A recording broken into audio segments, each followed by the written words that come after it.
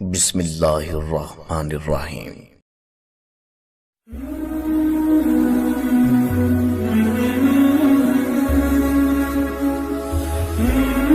معزز ناظرین، کسی زمانے میں ایک غیر مسلم نے اسلام قبول کیا تو اس سے پوچھا گیا کہ اسلام کی کس بات نے تجھے متاثر کیا؟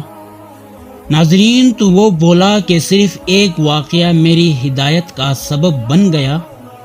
کہا مجلس رسول صلی اللہ علیہ وآلہ وسلم لگی ہوئی تھی، لوگوں کا ہجوم تھا۔ ایک شخص نے عرض کی حضور میرے لیے دعا کر دے، میرا بچہ کئی دنوں سے مل نہیں رہا، مل جائے۔ قبل اس کے حضور صلی اللہ علیہ وآلہ وسلم کے ہاتھ اٹھ تھے، ایک شخص مجلس میں موجود تھا، کھڑا ہو گیا، حضور میں ابھی فلاں باغ سے گزر کر آیا ہوں، اس کا بچہ وہاں بچوں کے ساتھ کھیل رہا تھا۔ باپ نے جب سنا کہ میرا بچہ فلاں باغ میں ہے تو اس نے دوڑ لگا دی۔ آپ صلی اللہ علیہ وآلہ وسلم نے فرمایا اس کو روکو، واپس بلاؤ۔ اس نے کہا حضور آپ جانتے ہیں کہ ایک باپ کے جذبات کیا ہوتے ہیں؟ کہا اچھی طرح سے آگاہ ہوں، لیکن تمہیں بلایا ہے، بلانے کی بھی ایک مقصد ہے۔ اس نے کہا جی حضور ارشاد فرمائیے۔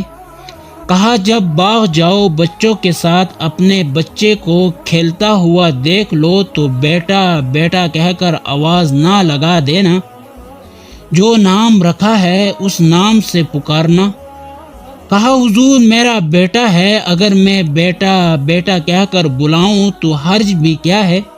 فرمایا تم کئی دنوں کے بچھڑے ہو، تمہارے لہجے میں بلاوا کا رس ہوگا، اور تم نہیں جانتے کہ کھیلنے والوں میں کوئی یتیم بھی ہو، اور جب تم اپنے بیٹے کو بیٹا کہہ کر پکارو گے تو اتنا میٹھا لہجہ ہوگا تو اس کے دل پر چوٹ لگے گی اور کہے گا کاش آج میرا بھی باپ ہوتا، مجھے بیٹا کہہ کر پکارتا۔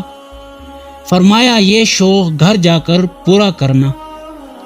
آپ صلی اللہ علیہ وآلہ وسلم نے فرمایا کسی بیوہ کے سامنے اپنی بیوی سے پیار نہ کرو، غریب کے سامنے اپنی دولت کی نمائش کرنے سے بھی روکا گیا۔